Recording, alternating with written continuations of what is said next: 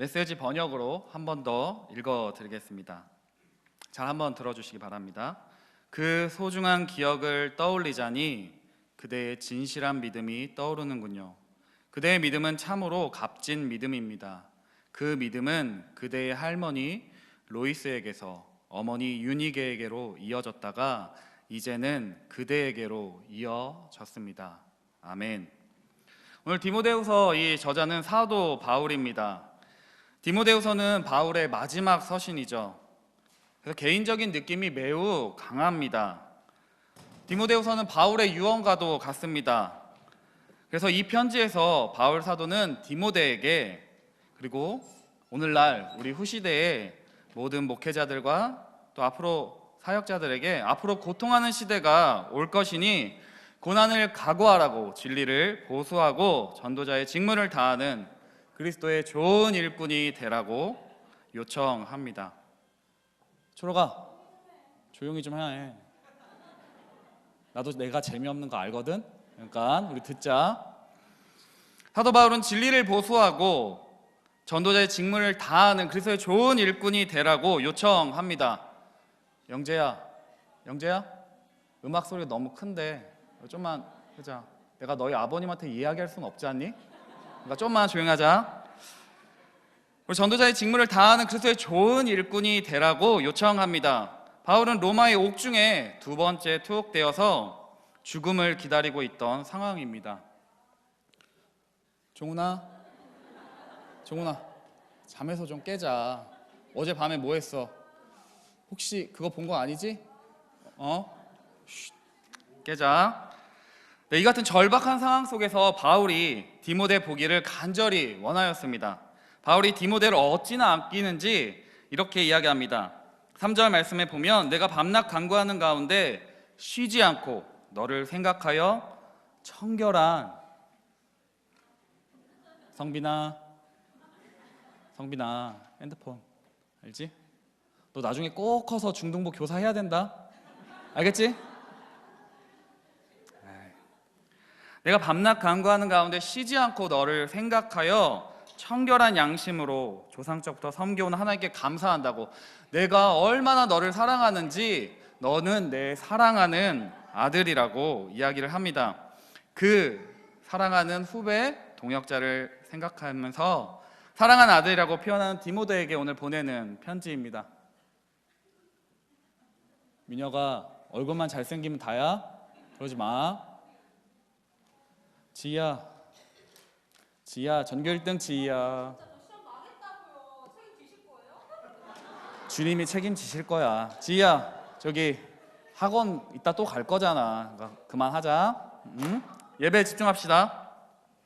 쉬지 않고 너를 생각하여 후배 동역자를 넘어서 사랑하는 아들이라고 표현하는 이 디모데에게 보내는 편지입니다. 성빈아, 핸드폰 넣읍시다. 이 사도 바울이 이 디모데에게 이렇게 이야기를 합니다. 너희 외할머니로부터 어머니에게로 이어져 온 그 믿음이 너 안에 있음을 내가 본다. 너희 외할머니가 삶으로 보여준 믿음, 어머니가 살아낸 믿음, 그것이 너에게 전해졌다. 그것이 너희 안에 있음을 기억하라고 이야기합니다. 얘들아, 다 저기 성가대로 가라. 저쪽으로 가. 종훈아, 저쪽으로 가. 저쪽으로. 영재도 이쪽으로 가. 지희도 저쪽 가. 성빈아, 너도 가야지. 참 말할 수도 없고.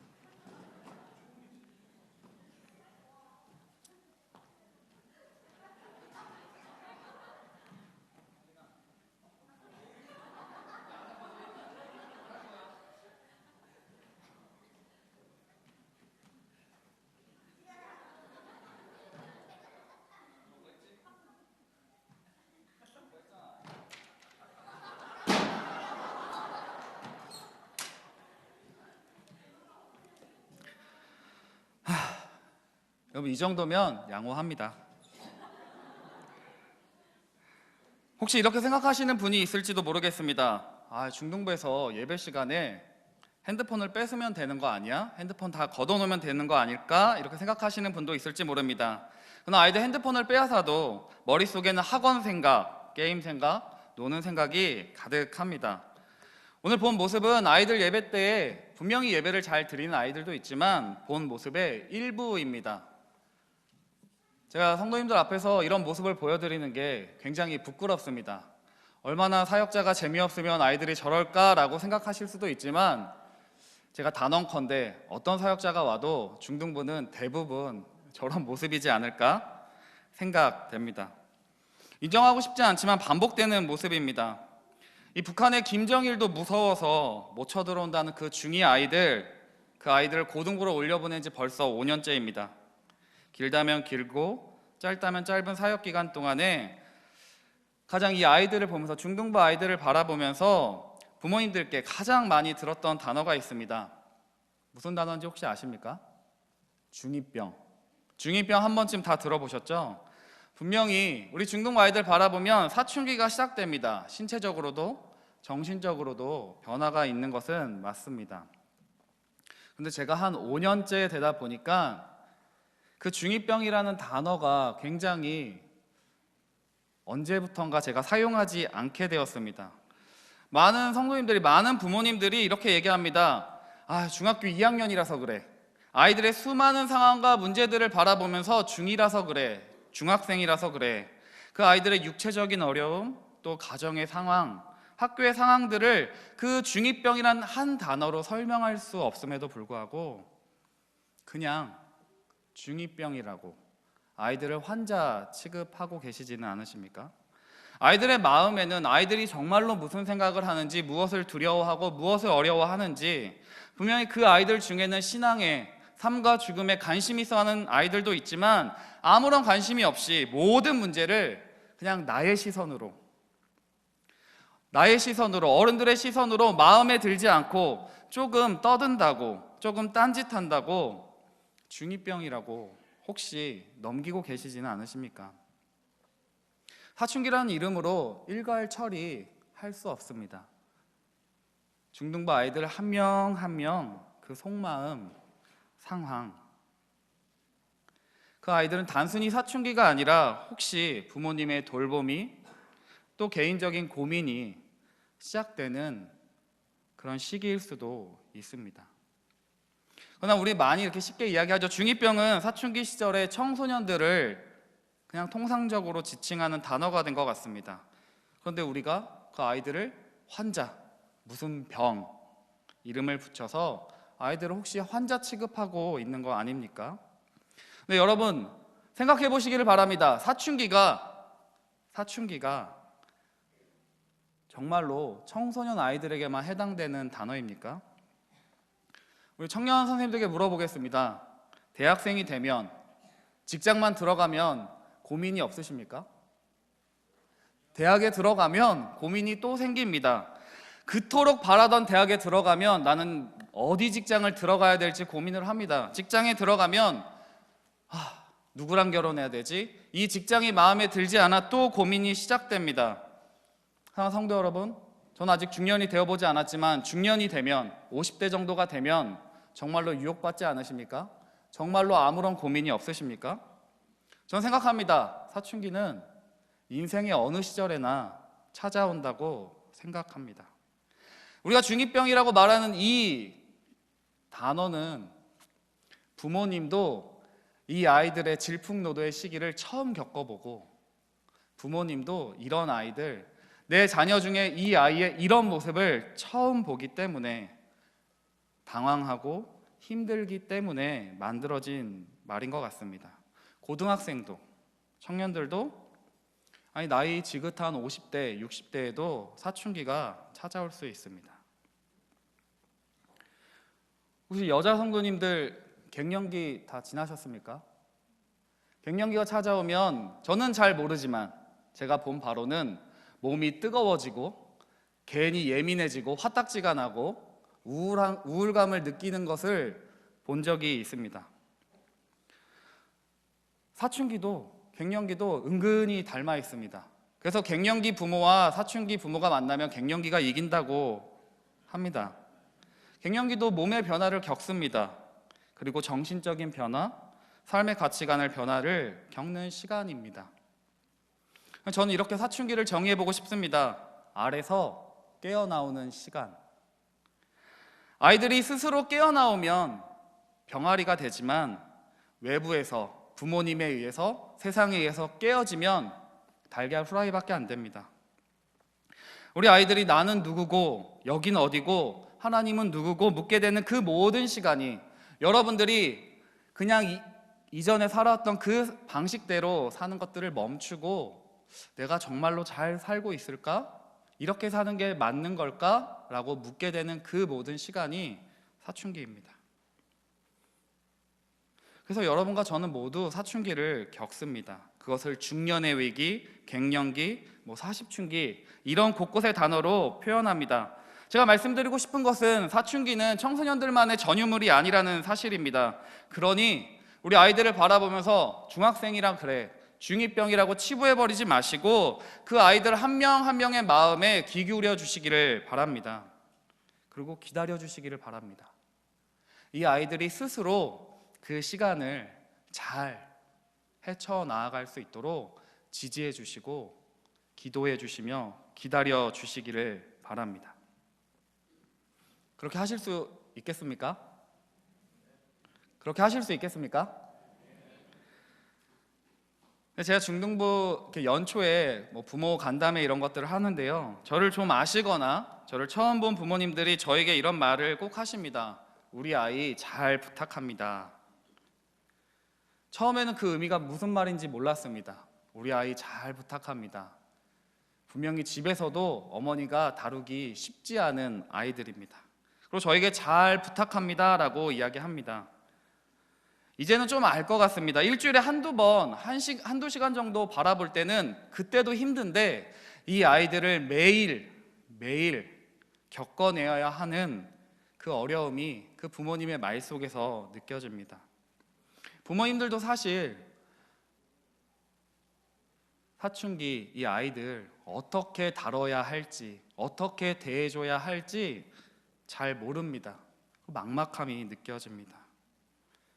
그러나 사랑하는 성도 여러분, 또 충신의 부모님 여러분, 자녀에게 신앙을 물려줄 수 있는 그 신앙의 주체는 사역자가 아닙니다. 자녀들에게 신앙을 전수해 줄 수 있는 분은 부모님이십니다. 그리고 우리 교회 공동체입니다.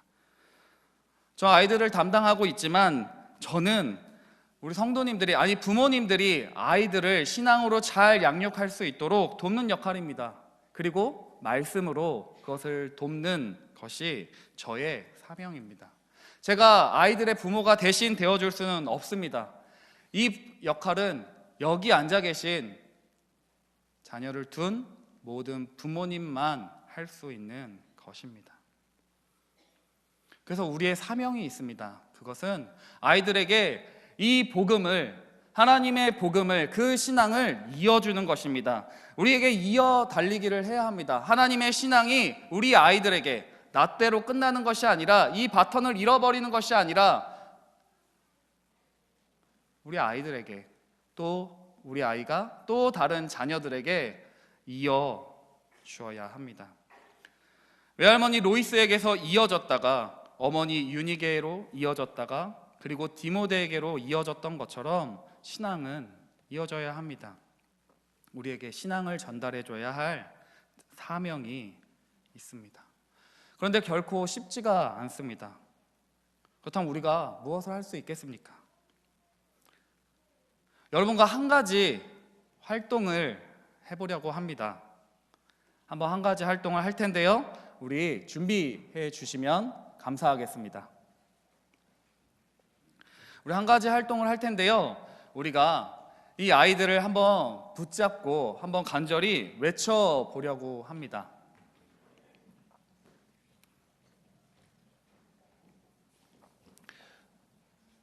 우리가 이제 소리를 지르며 이 세상으로 떠나가는 이 아이들을 붙잡으며 간절히 한번 외쳐볼 텐데요, 여러분들도 나의 자녀를 생각하며 간절히 한번 외쳐보기를 바랍니다.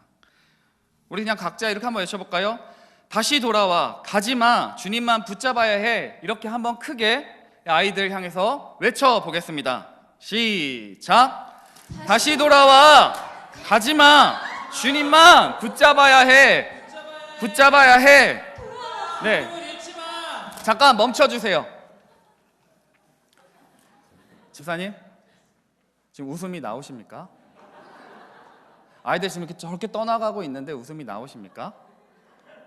우리 다시 한번 성도 여러분도 간절한 마음을 담아서 우리 아이들 주님이 너를 사랑한다고, 붙어 있으라고, 믿음 잃지 말라고 우리 한번 간절히 한번 외쳐보며 붙잡아 보겠습니다. 시작!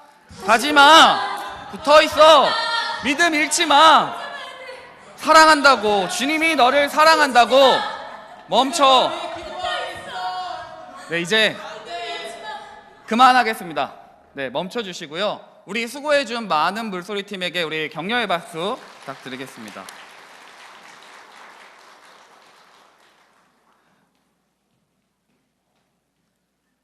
우리 한번 김희중 집사님, 아이들 붙잡는 게 혹시 어떠셨나요? 쉬우셨나요?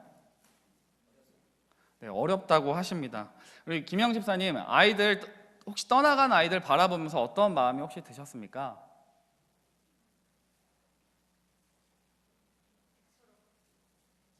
네, 애처롭다고 얘기해 주셨습니다. 성도 여러분들 어떠하셨습니까? 너무 짧은 이 순간에 저게 뭐 하는 거지? 뭐 하는 거지? 이렇게 생각하실 수도 있고, 애처롭게 아니면 힘들다는 것들 혹시 느끼셨습니까? 야속하게 들리실지 모르겠지만 신앙의 골든타임은 이미 끝났습니다. 사춘기 자녀들, 이 중학생 아이들 정도가 되면 신앙의 골든타임은 이미 끝났습니다. 저렇게 오늘 특송했던 영아부, 유아부, 그 어린 아이가 신앙의 골든타임입니다. 그때 그냥 흘려보내는, 이 아이들이 뭘 알겠어, 하나님에 대해서 뭘 알겠어 하는 그 시간이 신앙의 골든타임입니다. 그러니 저 아이들을 위해서 더 애쓰고 기도해야 합니다. 아이들은 오늘 본 것보다 더 심하게 이미 세상의 영향력 가운데, 세상의 가치관이 이미 들어와 있고 붙잡으려고 해도 붙잡을 수 없습니다.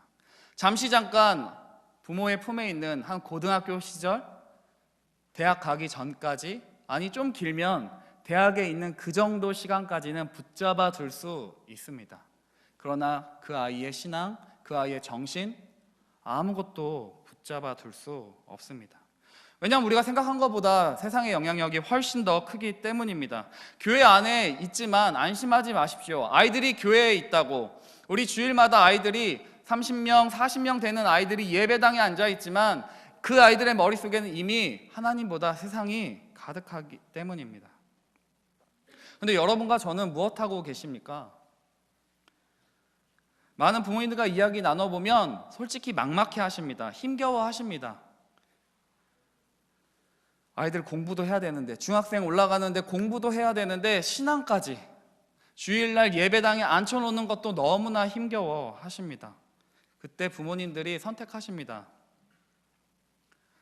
그냥 꽉 잡아서 붙잡아서 앉혀두거나 아니면 그냥 방치하십니다. 신앙의 자유라는 이름으로 방치하십니다. 아니면 그냥 공부만 잘하면 된다고 이야기하십니다. 여러분은 어느 쪽이십니까?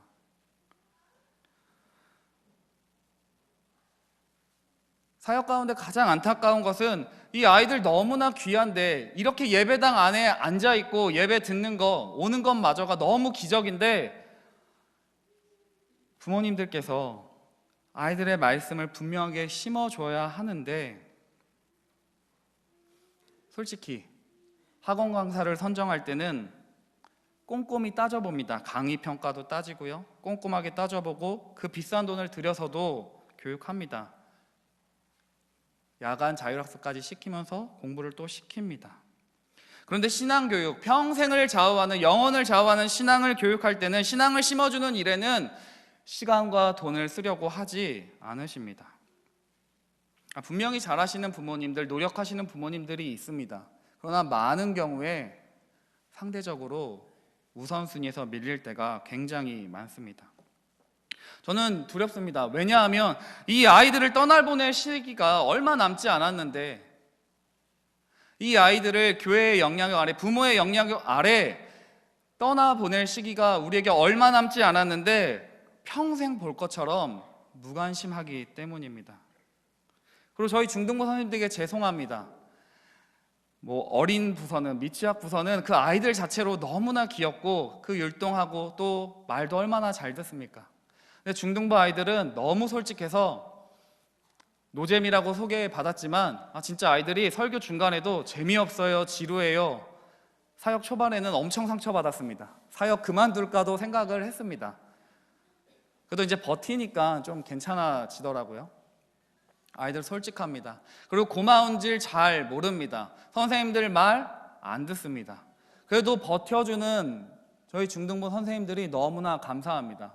여러분, 학교 선생님들 향해서는 돈 받고 교육하는데 고맙다고 얘기하고 찾아가지 않습니까? 근데 왜 우리의 자녀들의 영적인 일에 신경 써주시는 우리 청년 선생님들, 또 우리 집사님들 왜 고맙다고 말 한마디 안 하시는지 저는 잘 모르겠습니다.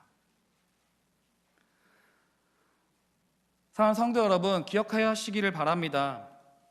여러분의 사랑하는 이 자녀들도 언젠가는 여러분 곁을 떠나게 됩니다.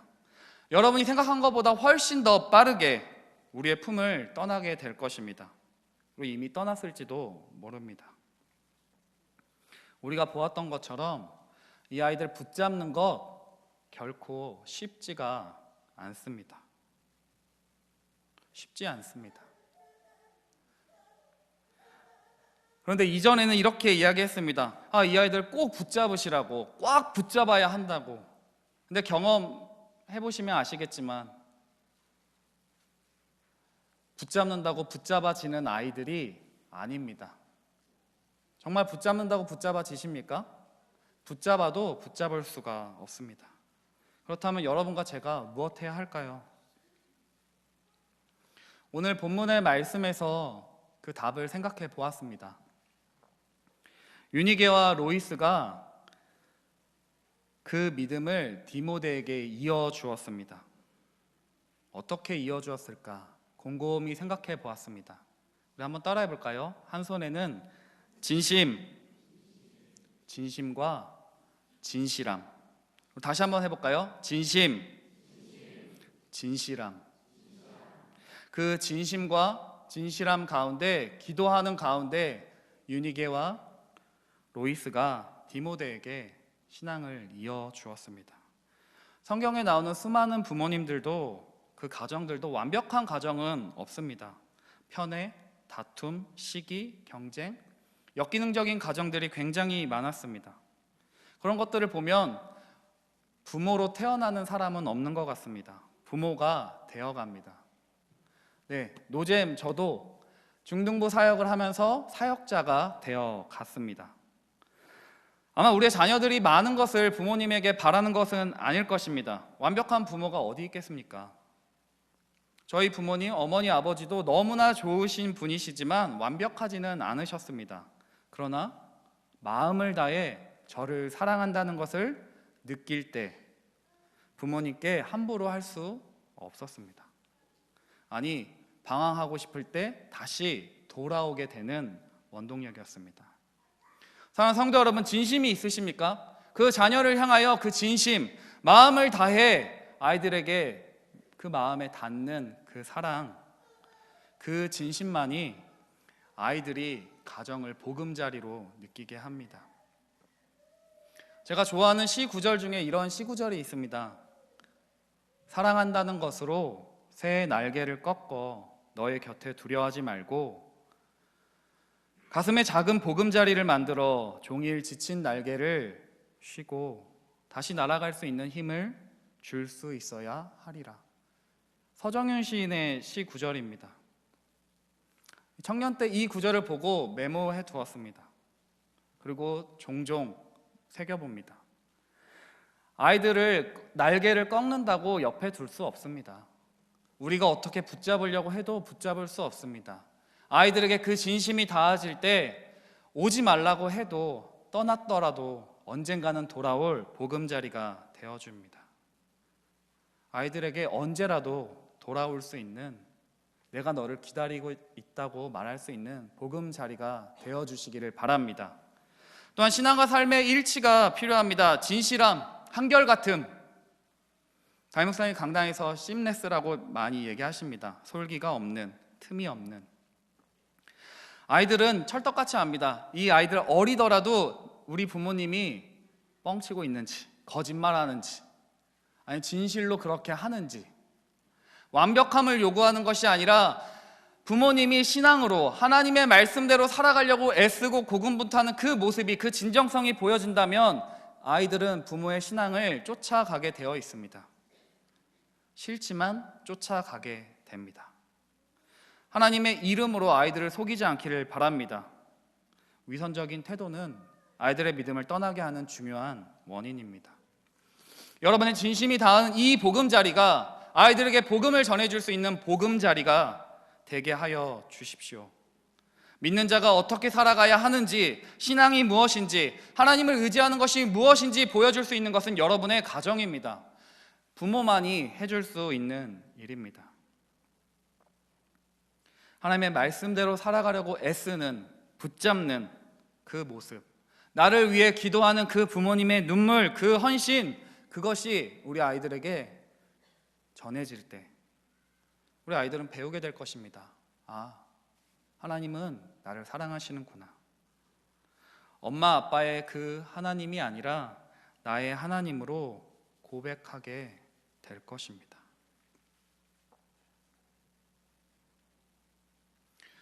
여기 앉아 계신 사랑하는 우리 청년, 청소년 여러분들에게도 할 말씀 드리겠습니다. 꼭 붙어 있으시기를 바랍니다. 교회에 나오다 보면 지루할 때도 있고 이해가 되지 않을 때도 있고 떠나고 싶을 때도 있습니다. 그러나 꼭 붙어 있으시기를 바랍니다. 교회 안에서 질문하고 답을 찾아가시기를 바랍니다. 붙어 있다 보면 하나님이 여러분을 만나주시고 찾아주시고 그 생명이 전해질 때 그 이유들을 알게 될 것입니다. 사랑하는 성도 여러분, 결국 우리는 이 아이들도 그리고 우리도 자신만의 하나님을 만나야 합니다. 나의 하나님을 만나야 합니다. 하나님께서 우리 아이들을 찾아와 주실 것입니다. 우리가 진실하게 한다고 우리 자녀들이 신앙이 잘 자랄지는 공식처럼 말을 할 수는 없는 것 같습니다. 많은 부모님들 중에 정말로 부모님은 솔직히 말씀드려 별론데 아이들의 신앙이 너무나 좋은 경우도 보게 됩니다. 부모님의 신앙은 너무나 좋은데 아이들은 여전히 별로인 것도 보게 됩니다. 공식처럼 말을 할 수는 없습니다. 그러나 우리가 할 수 있는 최선, 하나님을 만날 수 있는 기회, 하나님의 사랑을 보여줄 수 있는 그 통로가 여러분과 제가 되기를 바랍니다. 그것이 하나님이 우리에게 주신 사명입니다.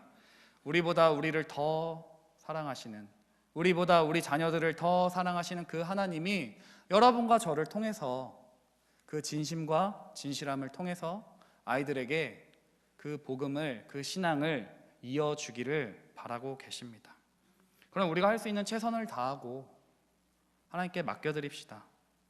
우리에게 주신 그 사명, 복음을 전해야 할 그 사명, 자녀들을 위해 진심과 진실함으로 기도하는 여러분과 저를 통해서 충신교회에서 자라나는, 우리 교회에서 자라나는 모든 자녀들이 믿음의 세대로 자라가기를, 그 일에 여러분과 제가 쓰임받을 수 있기를 주님의 이름으로 축원합니다.